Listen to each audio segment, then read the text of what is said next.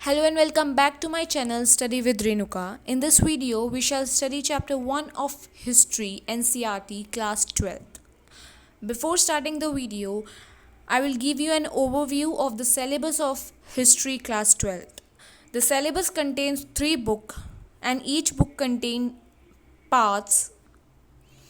Part 1 or the book 1 has 4 themes and it tells about ancient history. Book 2nd tells about medieval history and book 3rd tells about modern history. In this video, we will start with ancient history, that is chapter 1, the Harappan civilization, brick, bead and bones. The Harappan civilization was the first civilization known to humankind. जो Harappan civilization है वो पहली civilization है जो पाई गई थी. ये circa 2600 to 1900 BC ये इसकी टाइमलाइन है. हम कोई भी हिस्ट्री का अगर हमें कोई भी सब्जेक्ट हिस्ट्री का पढ़ना शुरू करना है तो उससे पहले हमें पता होना चाहिए कि ये कब से कब तक की बात हम कर रहे हैं. उससे हमारे जो टॉपिक्स हैं वो भी अच्छे से लर्न होंगे और हमें समझ में भी अच्छे से आएगा. तो ये जो सिविलाइजेशन है दी हरप्पन सिविलाइजेशन ये circa 2600 से 1900 BCE तक थी.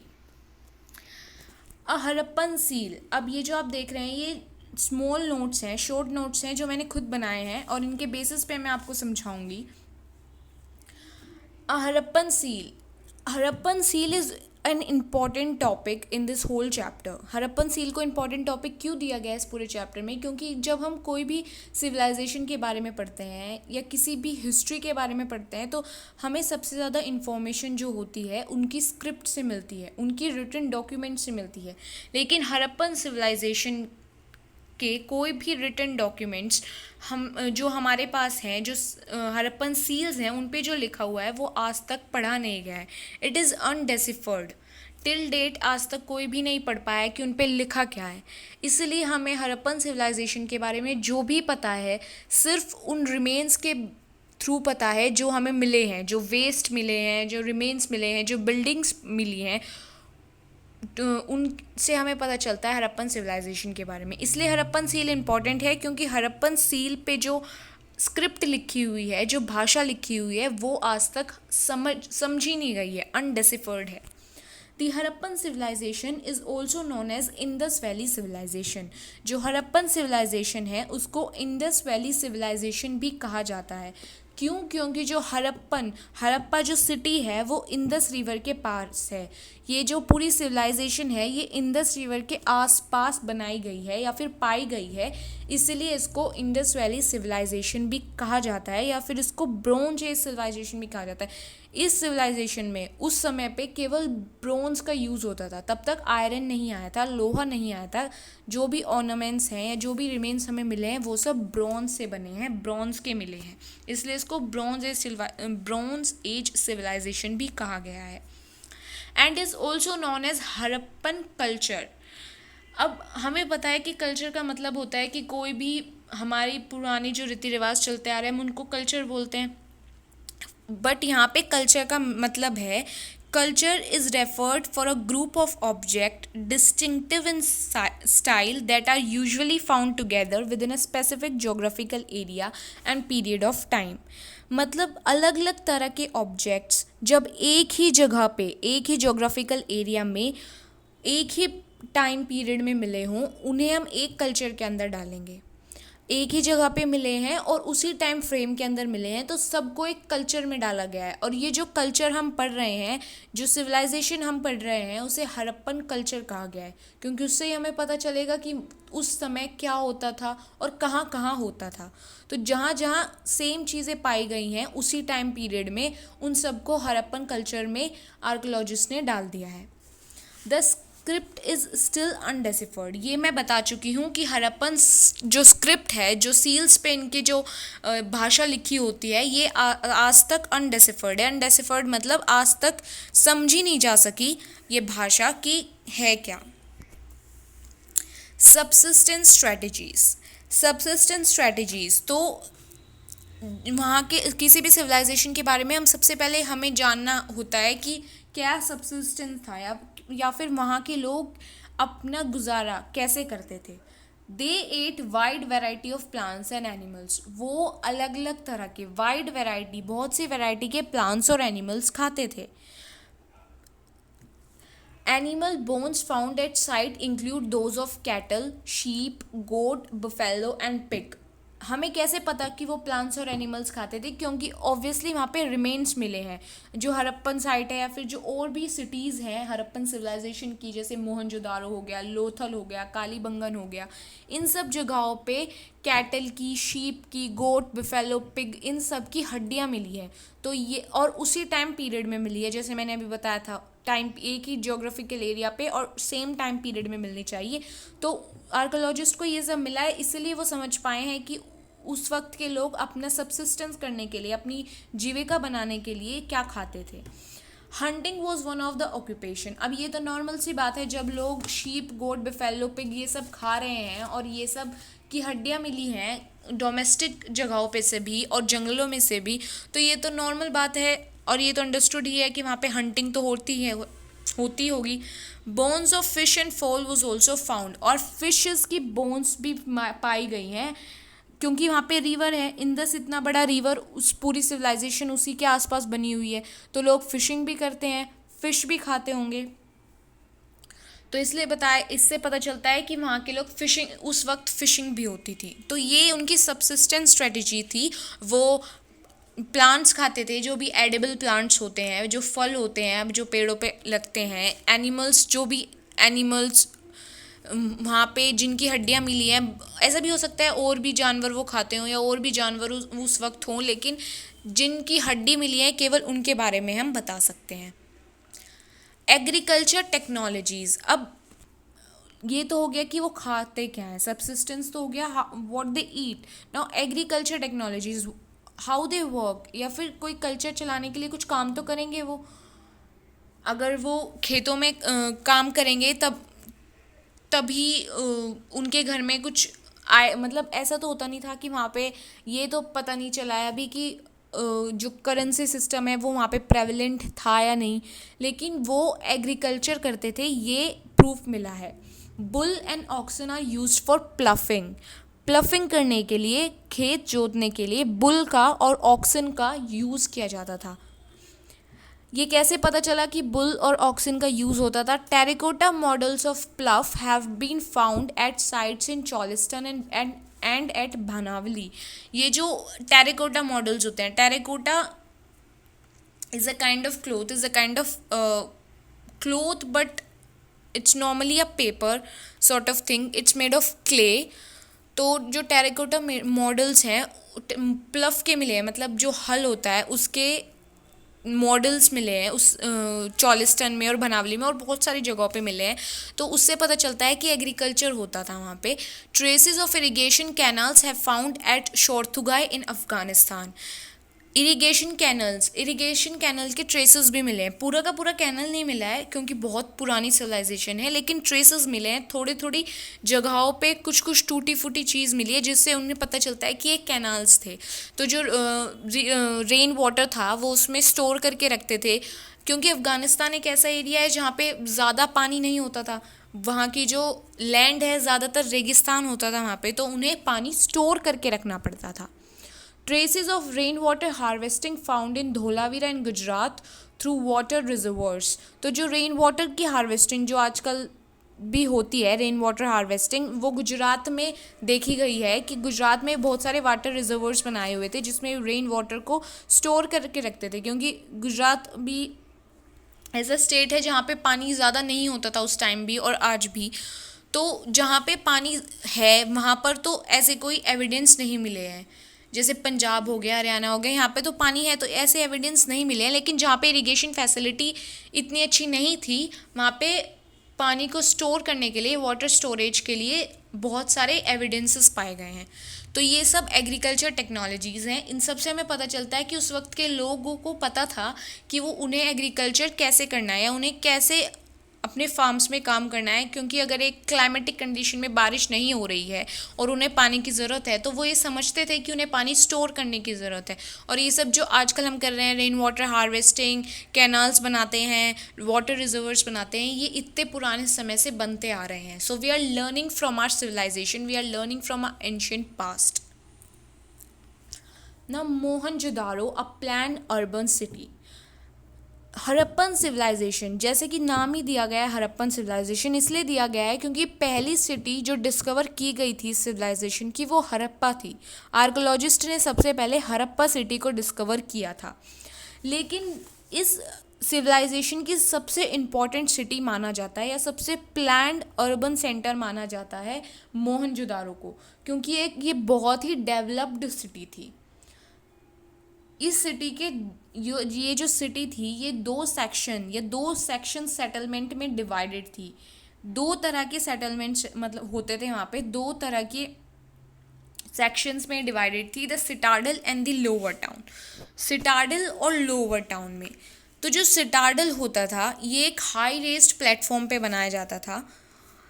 ये हाई प्लेटफॉर्म पे बनाया जाता था। इसकी लंबाई जो थी वो ज़्यादा वाइड नहीं थी, ये ज़्यादा स्प्रेडेड नहीं होता था, लेकिन लंबा बनाया जाता था।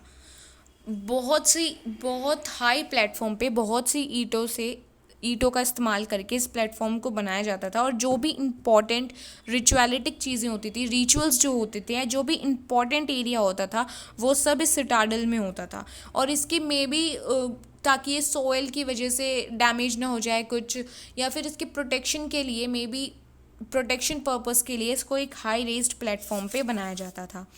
The citadel owes its height to the fact that buildings were constructed on mud brick platforms. जो mud brick platforms, जो मिट्टी से बनी हुई ईंटों के प्लेटफॉर्म्स थे, उन पे वो बिल्डिंग्स खड़ी हुई थी। It was walled, which mean that it was physically separated from lower town. Wall जो सिटाडल था ये जैसे फोर्टिफिकेशन कर देते हैं, जो महल की फोर्टिफिकेशन करते थे राजा महाराजा अपने महल को बचाने के लिए, ऐसे ही सिटाडल की चारों तरफ से फोर्टिफिकेशन थी ताकि वो लोअर टाउन से अलग पाया जाए। इससे हम ये भी समझ सकते हैं कि शायद उस टाइम पे भी ऐसा होता था कि जो राजा महाराजा का टाइम था उसमें जो महल था वो अलग होता था और जो कॉमन लोग रहते थे वहाँ पे एरिया अलग होता था, वो महल से बिल्कुल सेपरेट होता था। ऐसे ही यहाँ पे हो रहा है कि जो सिटाडल है वो फोर्टिफाइड है, चारों तरफ से घिरा हुआ है दीवारों से, और लोअर टाउन उससे बिल्कुल अलग है, बिल्कुल अलग जगह पे है। और ये जो लोअर टाउन होता था ये लोअर टाउन लंबा होता था। ये ज़मीन पे ज़्यादा हाई रेस्ड प्लेटफॉर्म पे नहीं बनाया जाता था, लेकिन जो इसकी लंबाई है वो बहुत लंबा दूर तक फैला हुआ था ये, और ये भी वॉल्ड था। The lower town was also walled, मतलब ये भी चारों तरफ से फोर्टिफाइड था। वो एक दूसरे को, सिटाडल और लोअर टाउन एक दूसरे को वॉल से सेपरेट करते थे। Several buildings were build on platform which serves as foundations. तो जो बहुत सारी बिल्डिंग्स बनाई गई थी जो फाउंडेशन की तरह सर्व करती थी, मतलब जैसे होता है ना अंडरग्राउंड पार्किंग्स होती हैं जो पिलर्स बनाए जाते हैं, वैसे पिलर्स बनाए गए थे और उसके ऊपर सेटलमेंट बनाई जाती थी, उसके ऊपर लोग रहते थे। So it seems that the settlement was first planned and then implemented. तो पहले क्या होता था ये देखा जा रहा है, क्योंकि ये सिटाडल और जो लोअर टाउन है, जब आप अपनी बुक में भी पढ़ेंगे, जो सिटाडल और जो लोअर टाउन है ये इतना वेल डेवलप्ड और इतना अच्छे से बनाया गया है, इतना प्लानिंग के साथ बनाया गया है कि ये समझ में आता है कि उस वक्त के लोग पहले प्लान करते थे चीज़ें और उसके बाद वो कंस्ट्रक्शन करते थे। तो हम आज के ज़माने में जो भी सीख रहे हैं, जो भी बिल्डिंग्स बनाना या कुछ भी सीख रहे हैं, वो सब हमारे एंशियंट पास्ट से आता है। इसलिए हमें ये सब चीज़ें जानना ज़रूरी होता है। हमें पता चलता है कि हमने कहाँ से किस तरह की स्ट्रेटजी को अपनाया है। Now social differences, now comes social differences, यानी अगर एक सोसाइटी में अलग अलग तरह के लोग रह रहे हैं तो इसका मतलब ये तो है कि वहाँ पे सोशल डिफरेंस भी होएगा ही। आज के टाइम पे भी होता है social difference. So here given 2 points, burials and looking for luxuries. ना फर्स्ट ब्यूरियल्स क्या होता है, तो जब लोग मर जाते थे तो जहाँ उनको दफनाया जाता था उनको ब्यूरियल्स बोलते थे। नाउ अब इस ब्यूरियल से हमें कैसे पता चला कि सोशल डिफरेंस है या नहीं है, क्योंकि हमें ये जो चैप्टर है इसे पढ़ने के बाद पता चलेगा कि बहुत सारे हड़प्पन साइट्स पे जो ब्यूरियल्स हैं वो पिट्स में बनाए जाते थे। जैसे आज के टाइम पे जो दफनाए जाते हैं लोग, पहले एक पिट बनाई जाती है, एक कब्र बनाई जाती है और उसके अंदर लोगों को डाला जाता है। ऐसे उस समय होता था, कब्र बनती थी और उसके अंदर लोग डालते थे। ऐसा पाया गया है कि अब तक ट्रेसेस मिलते हैं, लोग अब तक मिले हैं, मतलब आर्कोलॉजिस्ट को ये सब ट्रेसेस मिले हैं कि कुछ जो पिट्स होती थी, कुछ जो ये जो पिट्स होती थी, कुछ उनमें जो डेड बॉडीज़ होती थी उनके पास बहुत सारे ऑर्नामेंट्स मिलते थे, पोइट्री मिलती थी, ऑर्नामेंट्स मिलते थे, ग्लासेस, ज्वेलरी, ये सब मिलते थे। इससे माना गया है कि जो हड़प्पन सिविलाइजेशन के लोग थे वो आफ्टर लाइफ में मानते थे, मतलब मरने के बाद भी एक ज़िंदगी होती है, उन्हें ऐसा लगता था। और वो ये सब सामान उस मृत लोग के पास, उस पिट में इसलिए रखते थे डेड बॉडी के साथ, ताकि ये जो दूसरे उसमें जा रहा है, दूसरी दुनिया में जा रहा है, वहाँ पे इसे इन चीज़ों की ज़रूरत पड़ेगी, ये मान के वो चीज़ें वहाँ पे रखी जाती थी। तो इससे डिफरेंस कैसे पता चलता है, क्योंकि कुछ पिट्स में तो, कुछ कब्रों में तो नॉर्मल जो स्टील ग्लासेस होते हैं या नॉर्मल घर में यूज़ करने वाली चीज़ें होती हैं, mirror, glass, ball, some ornament made of beads, ये सब रखे जाते थे। और कुछ में बहुत ही एक्सपेंसिव जो लग्जरीज थी वो पाई जाती थी। तो इससे ऑब्वियसली पता चलता है कि जिसके उसमें लग्जरीज रखी है वो रिच था, और जिनके उसमें नॉर्मल हाउस होल्ड सामान रखे हैं वो रिलेटिवली पुअर था। तो इससे सोशल डिफरेंस का हमें पता चलता है।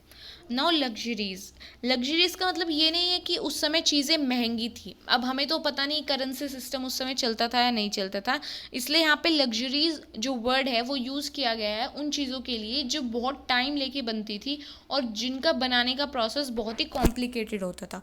तो लग्जरीज आर प्रोडक्ट जिनको बनाने के लिए जो टेक्निक्स है वो बहुत ही डिफ़िकल्ट होती थी और बहुत ही समय लगता था इन चीज़ों को बनाने के लिए, इसलिए इनको लग्जरीज कहा गया है। लग्जरीज मतलब anything which is precious, which is hard to find.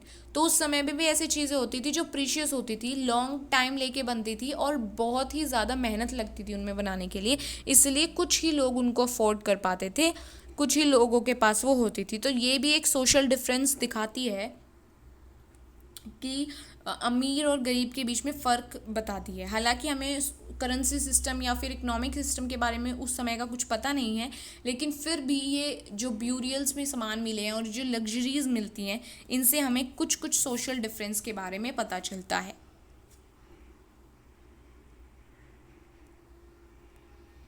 Now craft production, जो हड़प्पन सिविलाइजेशन है उनका सबसे इम्पॉर्टेंट चीज़ थी क्राफ्ट प्रोडक्शन। जो उस समय के बहुत सारे ऑर्नामेंट्स अभी भी हैं जो कि म्यूज़ियम्स में रखे गए हैं, आर्कोलॉजिस्ट ने जो डिस्कवर किए हैं, बहुत से जो क्राफ्ट प्रोडक्शन है वो है। तो यहाँ पे बहुत सी तरह की वो चीज़ें बनाते थे, जैसे बीड्स बनाते थे, जो मालाएं होती हैं, मोतियों की माला होती है, शेल बनाते थे, मेटल वर्क होता था, सील बनाते थे जो हमने सबसे पहले पढ़ा हड़प्पन सील्स, वेट बनाते थे मेजर करने के लिए कोई भी आइटम को। And these things were find at Chanhudaro, Lothal and Dholavira. Chanhudaro, Lothal और धोलावीरा जो था ये बहुत ही फेमस सिटीज़ थी इन क्राफ्ट प्रोडक्शन के लिए। सबसे पहले बीड मेकिंग, अलग अलग तरह की बीड्स बनाई जाती थी, अलग अलग तरह की मोतियों की माला बनाई जाती थी, कुछ प्रेशियस होती थी, कुछ कहीं मिलते थे। तो अलग अलग तरह के मोतियों को यूज़ करके बीड्स बनाई जाती थी, यानी मालाएं बनाई जाती थी, जो कि बहुत से आर्कोलॉजिस्ट फाइंडिंग में मिली भी हैं।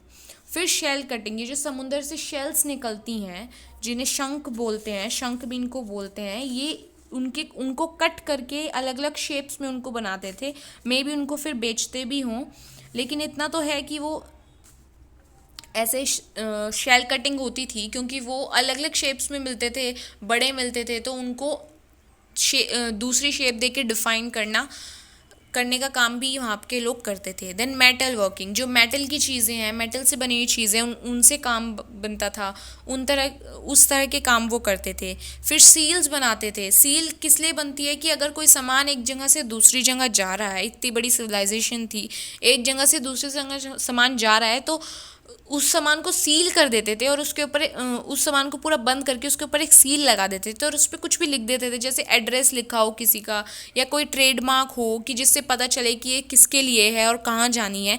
लेकिन हमें ये पता नहीं चल पाया कि ये क्या उसके ऊपर लिखा होता था, वरना हम और बेहतर इस सिविलाइजेशन को समझ सकते थे, पर ये हमें नहीं पता कि उसके ऊपर क्या लिखा हुआ था, क्योंकि वो जो स्क्रिप्ट है वो आज तक कोई पढ़ नहीं पाया।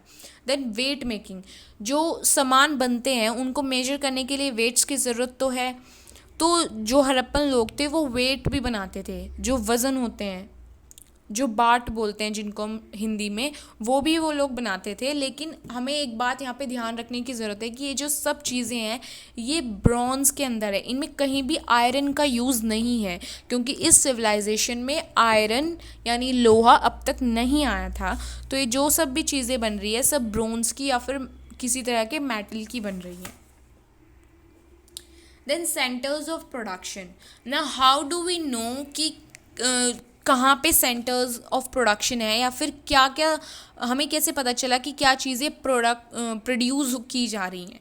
तो सबसे पहले रॉ मटेरियल, ये जो क्वेश्चन है ये काफ़ी इंपॉर्टेंट क्वेश्चन है, बोर्ड एग्जाम में काफ़ी सवाल इस क्वेश्चन के बेसिस पे पूछ लिए जाते हैं कि what are the centres of production of Harappan civilization, या how do we know about the craft production of Harappan civilization. तो सबसे पहले है रॉ मटेरियल, यानी अगर कोई चीज़ बना रहे हैं, आज भी अगर हम फैक्ट्रीज़ में कोई चीज़ बनती है तो उनमें से वेस्ट निकलता है, रॉ मटेरियल निकलता है। जैसे हमने कोई लोहे का सामान बनाया तो उसमें से कुछ लोहा बच गया तो वो वहीं पे रख देते थे वो लोग। तो ये जो हमें रॉ मटेरियल्स मिले हैं उस सिविलाइजेशन से या उस समय से, उन सिटीज़ से, उनसे पता चलता है कि वो लोग बहुत सी ऐसी चीज़ें बनाते थे जो रॉ मटेरियल्स होते हैं, यानी जो बचे हुए सामान होते हैं। फिर वेस्ट, जो भी फैक्ट्रीज, उस समय की फैक्ट्रीज, मतलब इतनी डेवलप फैक्ट्रीज तो उस समय नहीं होती होंगी, लेकिन जो भी वो चीज़ बनाते थे उससे वेस्ट तो ऑफ कोर्स निकलता होगा। जब उसको कट करेंगे, उनको शेप देंगे तो उनमें से वेस्ट निकलेगा।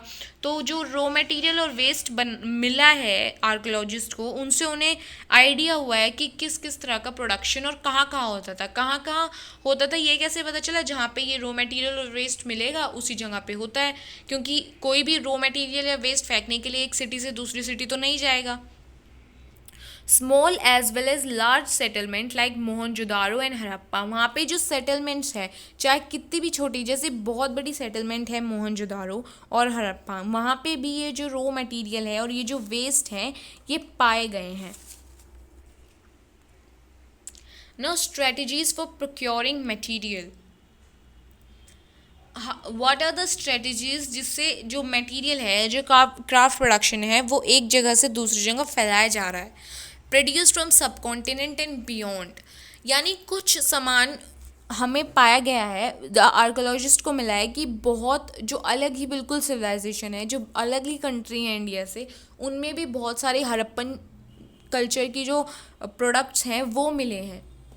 कॉन्टैक्ट विद डिस्टेंट लैंड, जो हड़प्पन सिविलाइजेशन के लोग थे उनका अलग अलग देश से, जैसे ओमान से या मेसोपोटामिया से, इन सब जगहों से उनका कॉन्टैक्ट रहता था, क्योंकि जो वो सामान बनाते थे वो वहाँ पे पाया गया है। और वहाँ की मेसोपोटामिया की बहुत सी जो सील्स हैं या बहुत से जो जार्स हैं या ऑर्नामेंट्स जो वो बनाते थे वो हड़प्पा सिविलाइजेशन में या हड़प्पा के आसपास या मोहनजोदारो इन सेटलमेंट्स में मिले गए हैं। इससे पता चलता है कि जो ट्रांसपोर्ट है या ये जो प्रोडक्शन है, ये जो बिज़नेस है, ये दूसरी कंट्रीज़ तक ले जाया गया था। उस समय में भी ऐसा होता था कि एक कंट्री से दूसरी जगह इम्पोर्ट्स और एक्सपोर्ट्स होते थे। Similarities between the craft found in different continents, जो डिफरेंट कॉन्टिनेंट है, बिल्कुल ही डिफरेंट कंट्रीज़ हैं एक दूसरे से अपोजिट इन कल्चर, वहाँ पे सेम तरह की क्राफ्ट्स मिली हैं। इससे पता चलता है कि ट्रांसपोर्ट होता था, जो क्राफ्ट हैं वो एक जगह से दूसरी जगह ट्रांसफ़र किए जाते थे, और ये एक तरह का बिजनेस था। Now seals script and weights, हम सील स्क्रिप्ट और वेट के बारे में पढ़ रहे हैं यहाँ पे। Seals use to facilitate long distance communication, जो सील्स होती हैं वो लॉन्ग डिस्टेंस कम्युनिकेशन फैसिलिटेट करती हैं। यानी जैसे मैंने आपको बता ही दिया है कि अगर एक जगह से दूसरी जगह किसी को जाना है, कोई सामान भेजना है, तो कैसे पता चलेगा उस दूसरे इंसान को जिसके पास सामान भेजा गया है कि ये किसके लिए आया है और इसके अंदर क्या है, या फिर वो उसका एड्रेस उस पर सील कर देते थे, उसका एड्रेस उस पर लगा देते थे। कोई भी सामान को बंद करके उसके ऊपर वो जो सील लगा देते थे और उसके ऊपर भेजने वाले का नाम या फिर किसको ये सामान जाना है उसका नाम या एड्रेस होता था। Script, seals usually have a line of writing probably containing the name of owner. These are definition of these three words because these are important words, seal, script and weights. इन सब के definition है, ये 3 definition ये मैं आपको पहले ही बता चुकी हूँ कि स्क्रिप्ट क्या होता है। सील के ऊपर जो लिखा होता है, एक बड़ी सी टाइमलाइन, एक बड़ी सी लाइन लिखी होती है। Probably containing the name of owner, यहाँ पे प्रोबेबली इसलिए यूज़ हुआ है क्योंकि पता नहीं चला है आज तक कि उस पर क्या लिखा होता है, पर प्रोबेबली नाम ही लिखा होगा क्योंकि फिर कैसे पता चलेगा कि किसके पास जाना है। Weights use for exchanges usually made of stone called chert, ये एक्सचेंज के लिए यूज़ किया जाता था। जैसे अभी बताया कि अगर किसी को कोई सामान खरीदना है, पहले मटेरियल एक्सचेंज सिस्टम चलता था, एक सामान लेके दूसरा सामान देना। तो कैसे मेजर करते थे वो कि सामान कितना है, इन वेट्स के थ्रू मेजर करते थे। और ये जो वेट्स थे एक अलग तरह के स्टोन से बनते थे, जो स्टोन का नाम था चर्ट। ये चर्ट स्टोन को शेप दे के वेट्स बनाए जाते थे। नाउ एंशिएंट अथॉरिटी, अब इतनी बड़ी सिविलाइजेशन है तो ये तो है नहीं कि इतनी बड़ी जो सिविलाइजेशन है वो अपने आप ही गवर्न हो रही है, लोग खुद ही उसे चला रहे हैं। उनको चलाने के लिए ज़रूर वहाँ पे भी उस समय पे भी कोई अथॉरिटी हुई होगी, और ये वो अथॉरिटी है नहीं, उसके बारे में हमें पता चला है क्योंकि बहुत सारे पैलेसेस और किंग्स, मतलब बहुत सारे पैलेसेस जो टूट गए हैं, बहुत छोटे थोड़े थोड़े उनके ट्रेसेस बचे हैं, लेकिन उन्हें देखने से लगता है कि ये पैलेस है, ये बहुत बड़ी कोई चीज़ है। और राजा, प्रिस्ट किंग क्या होते थे कि बहुत सारी सील्स मिली हैं, बहुत सारे जो मूर्तियाँ मिली हैं जिन पे प्रिस्ट किंग बने होते थे, जिन पे किंग बने होते थे in a manifestation of a god. तो उससे पता चलता है कि वहाँ के लोग भगवान, जो किंग है उनको ही भगवान मानते थे या उनको ही पूजा जाता था वहाँ पे। Differences of opinion between the archaeologist, अब इस बात में आर्कोलॉजिस्ट के जो ओपिनियंस हैं वो डिफ़र करते हैं। कुछ कहते हैं कि वहाँ पे ऐसे जो सिविलाइजेशन थी लोग खुद गवर्न करते थे, कुछ कहते थे कि नहीं ये किसी पर्टिकुलर सिस्टम से गवर्न किया जाता था। तो ऐसे ओपिनियंस बहुत डिफ़र करते हैं।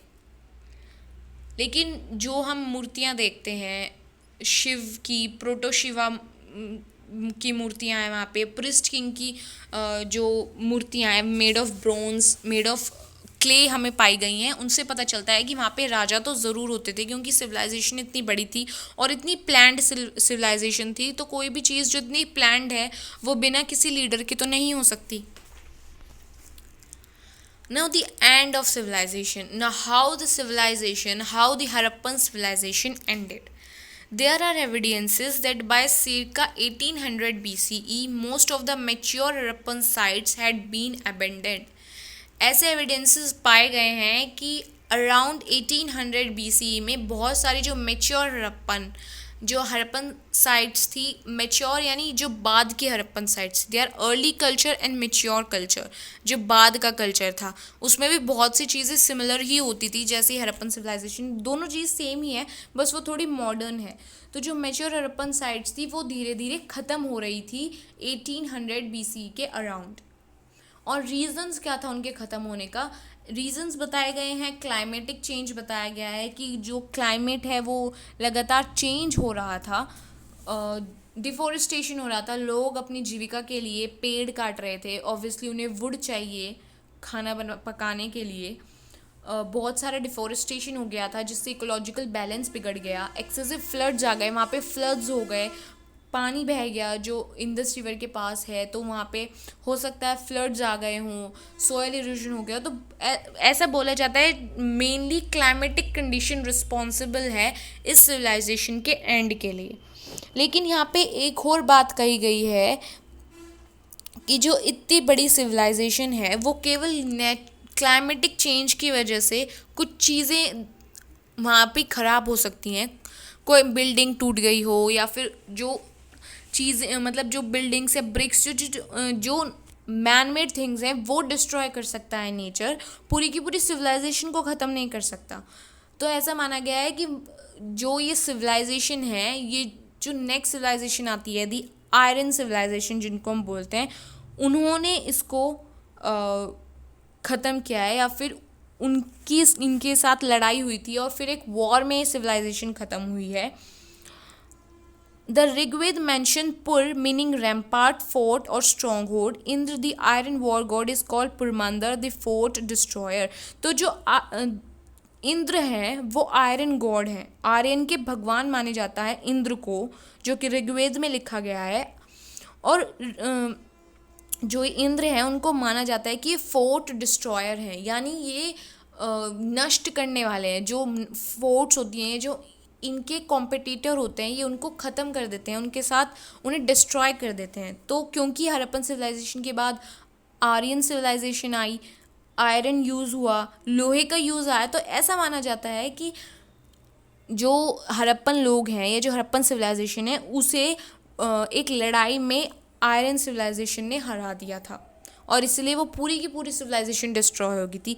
इसका कोई एविडेंस नहीं है, मतलब ऐसे ज़रूरी नहीं है कि ऐसा हुआ हो, लेकिन बहुत से जो आर्कियोलॉजिस्ट हैं वो मानते हैं कि ऐसा है।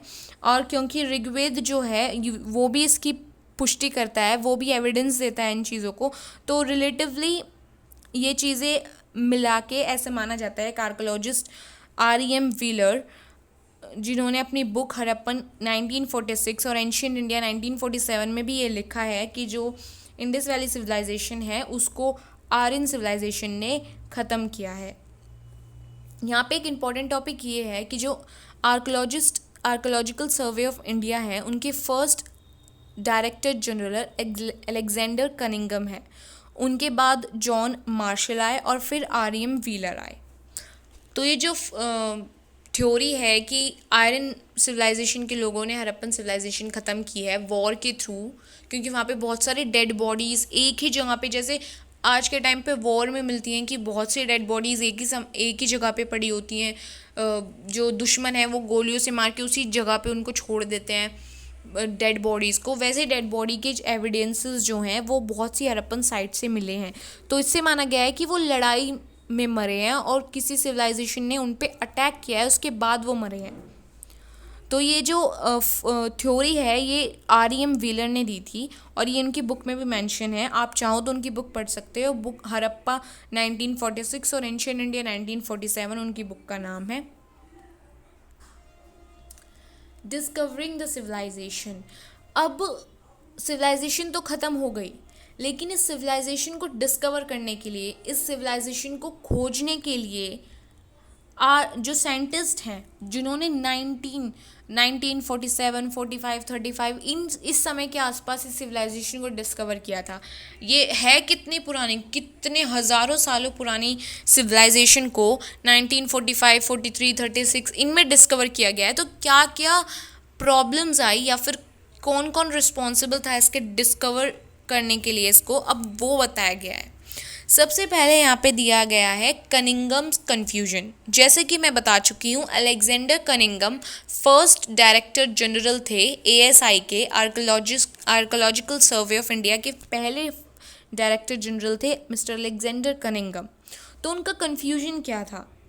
अलेक्जेंडर कनिंगम जो भी स्टडी करते थे हड़प्पन सिविलाइजेशन के बारे में, उन्होंने वो स्टडीज़ अपने बहुत सारे चाइनीज़ जो उनके चाइनीज़ पिलग्रिम जो हमारे देश में आते थे उस समय के आसपास, राजाओं के समय पे भी आए हैं 1947, इन समय के आसपास भी बहुत सारे जो चाइनीज़ पिलग्रिम्स हैं वो इंडिया में आते थे। तो उन्होंने अपनी जो बुक्स लिखी हैं या अपनी जो बायोग्राफीज़ लिखी हैं, ट्रैवल मोनोलॉग्स लिखे हैं, उनमें उन्होंने मेंशन किया है बहुत से हड़प्पन हड़प्पा के बारे में। आज हड़प्पा एक बहुत छोटा सा टाउन है, एक बहुत हल्का सा जैसे रेलवे स्टेशन पे बोर्ड लगा होता है, वो बोर्ड लिखा है हड़प्पा, और एक बहुत ही डिस्ट्रॉयड सी सिटी बन गई है अब Harappa.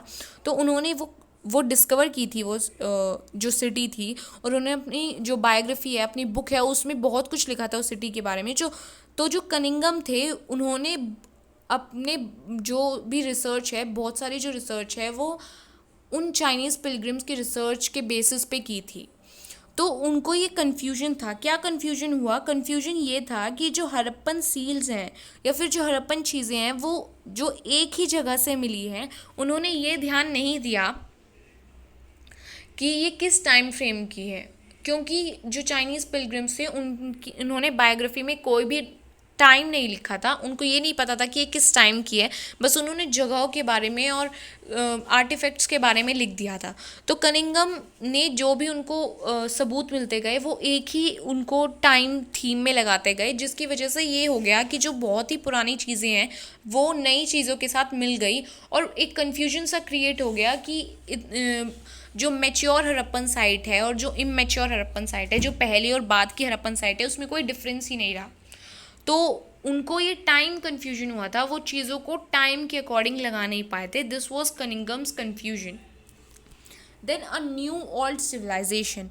Y they are saying a new old civilization? जैसे मैंने अभी बताया, एक तो हड़प्पन सिविलाइजेशन और एक मैच्योर हड़प्पा सिविलाइजेशन, ये दोनों एक ही हैं, लेकिन बहुत सी चीज़ें 90% 95% ऑफ चीज़ जो थी तीनों में, दोनों में सिमिलर थी।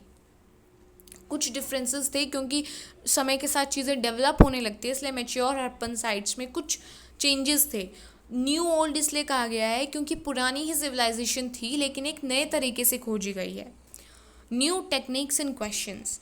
अब नए टेक्निक और क्वेश्चन भी आए, जो बाद में जो साइंटिस्ट आए, उन्होंने क्वेश्चंस उठाए। जैसे आर.एम. व्हीलर सबसे बाद में आए, तो उन्होंने क्वेश्चंस उठाए कि बहुत से टेक्निक के ऊपर, कि आपने क्या किया है कि जो भी आपको सामान मिले हैं, जो भी आपको आर्टिफैक्ट्स मिले हैं, वो आपने ये नहीं देखा कि उनकी जो स्ट्रेटिकल लेयर है, वो किस हिसाब से डिवाइडेड है।